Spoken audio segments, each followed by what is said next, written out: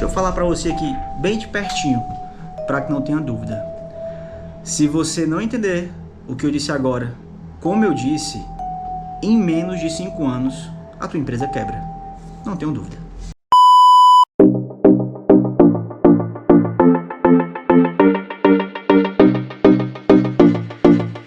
E aí pessoal, tudo certo? Rodrigo Leles falando, e eu trouxe para vocês hoje um assunto muito bacana.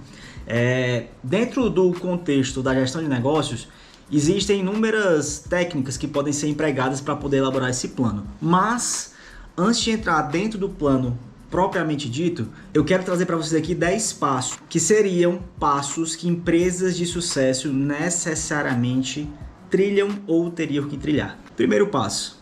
Não espere que todas as condições sejam favoráveis. Isso não vai acontecer.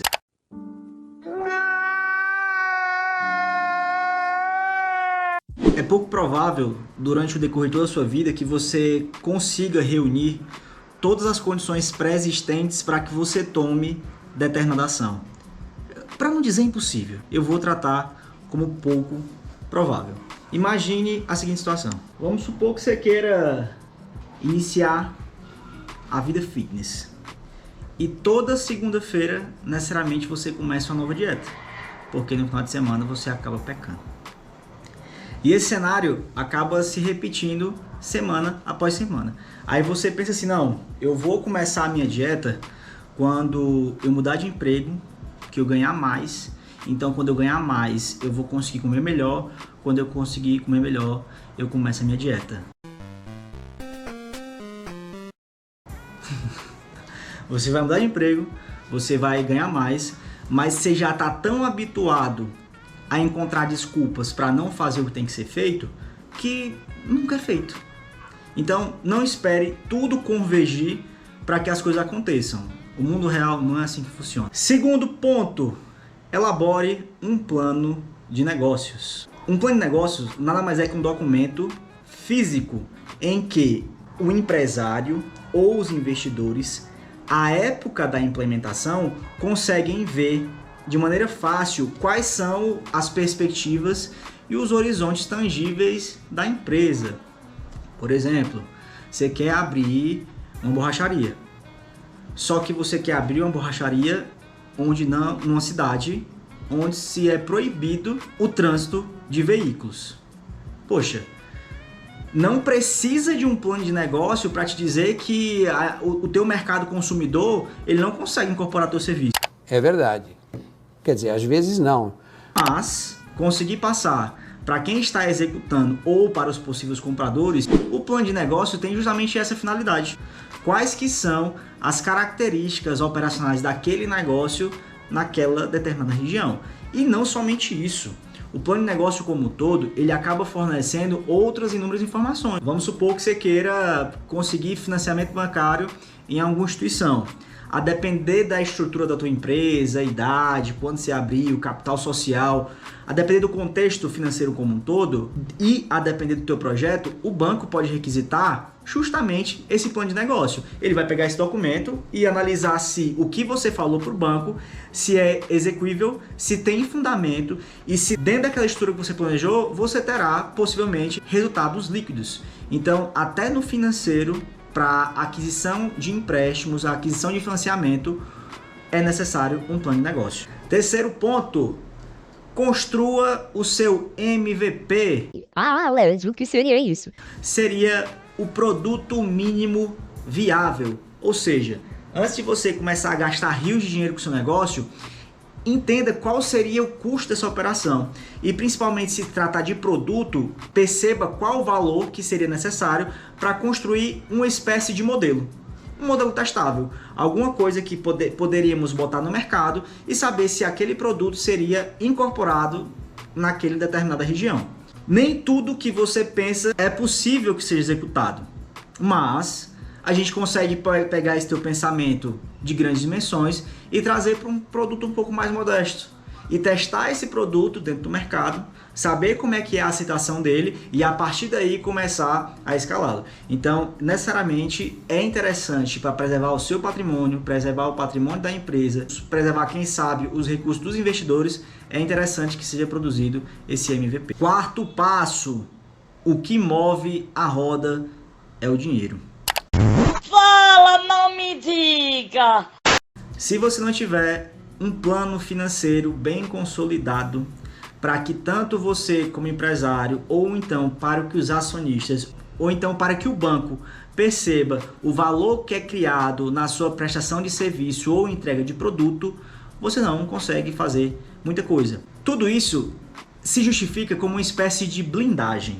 A mente humana como um todo, ela concebe muita coisa. A partir do momento que você consegue trazer projeções financeiras sólidas, baseadas em dados, tanto lhe dá subsídio suficiente para você começar a tomar decisões, como também passa para o público externo, que no caso aí seriam os stakeholders, talvez os investidores ou o próprio banco, que aquele teu plano está bem estruturado. Então isso faz total diferença. Passo 5, chegamos à metade do caminho. Entender quais são os pontos críticos do projeto. Põe uma coisa na sua cabeça. Não existe nada que você pense que não foi pensado, ou muito parecido com isso. Entenda que qualquer projeto, independente da área, independente do nível que ele seja, ele sempre está sujeito a falhas. Perceber essas falhas no momento inicial é fator preponderante de sucesso. Por quê? Se a gente conseguir perceber isso no começo da operação, corrigir é mais barato, mapear é mais barato e conseguir implementar a solução de forma eficaz é mais barato. Agora você já pensou? Você constatar um erro só no final do processo, o dinheiro que você investiu no começo, toda a mão de obra foi empregada durante todo esse período, ela foi perdida. A gente vai morrer! Então, trace as tarefas críticas, as atividades críticas do teu negócio no começo, no planejamento. Ah, Lelis, eu já tenho um negócio rodando, tem 10 anos, eu nunca fiz isso. Cara, faz agora. Ah, eu não tenho um plano de negócio. Faz agora. Põe no papel. Se você não entender onde é que você está, você nunca vai ter informações suficientes que vão te possibilitar ir ao próximo nível de forma saudável. Ninguém quer crescer vertiginosamente sem um tipo de estrutura. Então é imprescindível que você tenha essas informações à mão. Sexto passo é aqui que dói no coração do empresário. Atribua responsabilidades. Você sozinho não faz nada. Se você não tiver uma equipe por trás que lhe forneça condições suficientes de trabalho, que lhe põe na posição somente de tomar decisão, cara, não vai muito longe. Entenda a seguinte situação. Eu sempre gosto de citar esse exemplo para os meus clientes. Quando você está aprendendo a dirigir, existem inúmeras preocupações. Você tem que olhar para frente, tem que passar a marcha, tem que acelerar o carro, freio, embreagem quando o carro é manual. Então, quando você está dirigindo um carro, você tem toda uma preocupação com o movimento do carro. Você tem que conduzir o seu carro junto com o carro de outras pessoas dentro de uma via movimentada. A grande questão é que um carro ele tem uma área envidraçada muito grande. Ou seja, como eu tenho muita tarefa operacional, sou eu que giro o volante, sou eu que passo a marcha, que dou a seta, ligo o farol, freio, acelero, eu tenho que ter um campo de visão muito maior a nível de horizonte para conduzir esse veículo com segurança. E entenda esse carro como se fosse o seu negócio, tá? Como se fosse a sua empresa. Agora vamos supor que o seu carro, no caso da sua empresa, passou a apresentar resultados maiores. Você agora vende mais, você agora fatura mais, a sua margem de lucro líquido está aumentando. Ou seja, você saiu daquele carrinho Chevette 94 e está começando a voar. Qual que é a grande diferença? Dentro de um avião, no cockpit especificamente, a área visível, que seria a área de janela, ela representa cerca de 1/3 da área operacional. Ou seja, os pilotos como um todo, eles não fazem o procedimento de pouso, decolagem e o translado do avião a olho nu. Eles fazem essa condução guiados necessariamente pelos dados apresentados no cockpit do painel. Então observe, a gente consegue tirar uma lição disso. Perceba, quanto maior for a sua empresa, quanto mais alto você voa e quanto mais rápido você corre, necessariamente você tem que perder essa visão de horizonte e começar a focar em dados. As suas decisões, elas saem do campo operacional, em que você teria que ficar com a mão no volante, a outra mão na marcha, acelerando e freando o carro, e passam a ser visões técnicas posicionadas estrategicamente. É justamente assim que um avião pousa e decola. O piloto tem muito mais atenção, entenda, muito mais atenção. Não é que ele não tem atenção no horizonte, mas ele tem muito mais atenção aos dados que estão sendo mostrados do que necessariamente ao horizonte visível. Sétimo passo, tenha um cronograma. E digo mais, se possível, dá uma apertadinha nele. O ser humano como um todo, ele tem, eu acho que intrínseco no seu DNA, a questão de procrastinar. As pessoas naturalmente costumam deixar o que tem para ser feito depois. Quando você fixa uma data e aquela data é compartilhada com outras pessoas do seu time, inevitavelmente existe uma cobrança tanto externa como também interna. Poxa, eu tenho uma data, eu tenho um trabalho, esse trabalho tem que ser entregue. Então fixe datas, mas não seja emocionado. É verdade. Tá? Fixe datas tangíveis. Você precisa entender. Implementou o plano de negócio, tá? Eu preciso de quanto para construir o meu MVP? Preciso disso. Quanto tempo demora para construí-lo? Demora isso. Em cima dessas informações, você começa a trabalhar. Tudo bem, a gente tem MVP. Quanto tempo eu preciso agora para conseguir financiamento? Determinado tempo. Então, todas as informações, elas têm que ser qualificáveis. Para que somente assim você tome as decisões mais acertadas. Oitavo passo. Eu acho que esse é o principal, tá? Seja razoável. Nada de fazer o que o coração manda. Cara, isso não existe. Isso não existe. A Bíblia fala que o coração do homem é corruptível.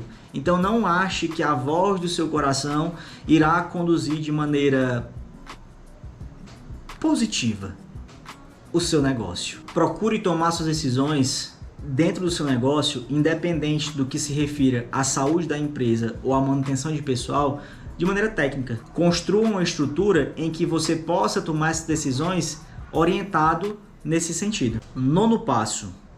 Esteja pronto e preparado para dar 2 passos atrás. Eu não entendi o que ele falou. Existe uma linha muito tênue entre persistência e teimosia. Esteja sensível a esse cenário. Não pense que, porque você tem uma ideia muito boa, você acredita muito na sua ideia, que a sua ideia vai dar certo. A gente consegue exemplos no mercado que exemplificam bem o que eu acabei de falar.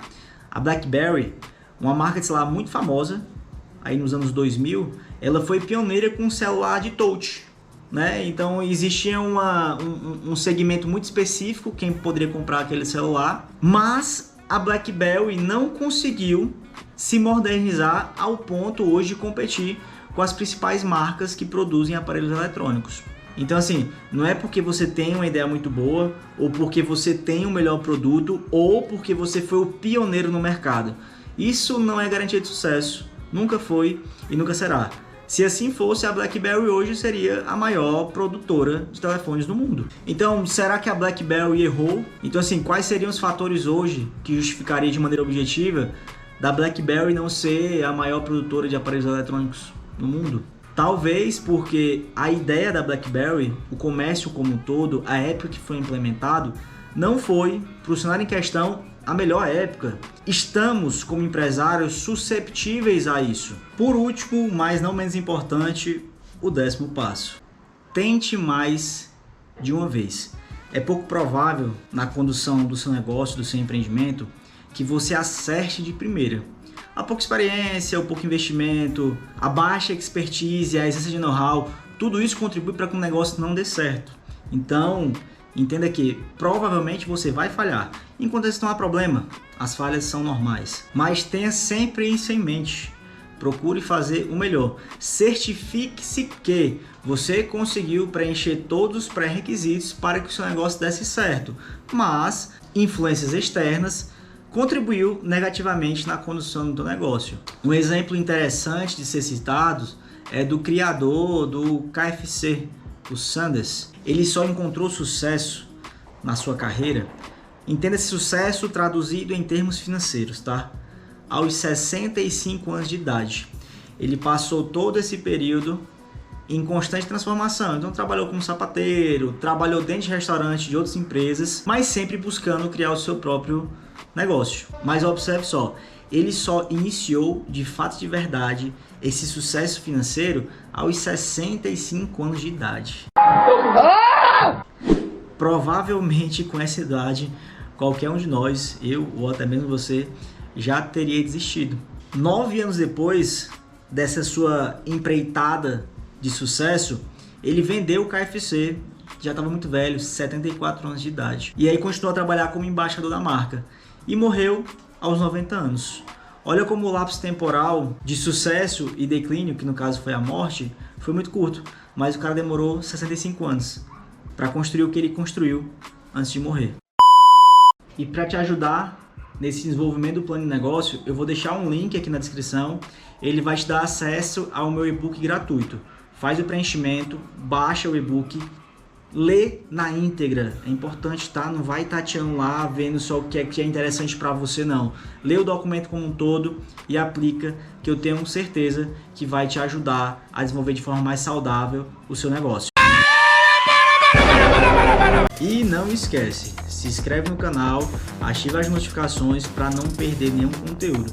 Nos próximos vídeos eu vou trazer um conteúdo um pouco mais aprofundado sobre o plano de negócio.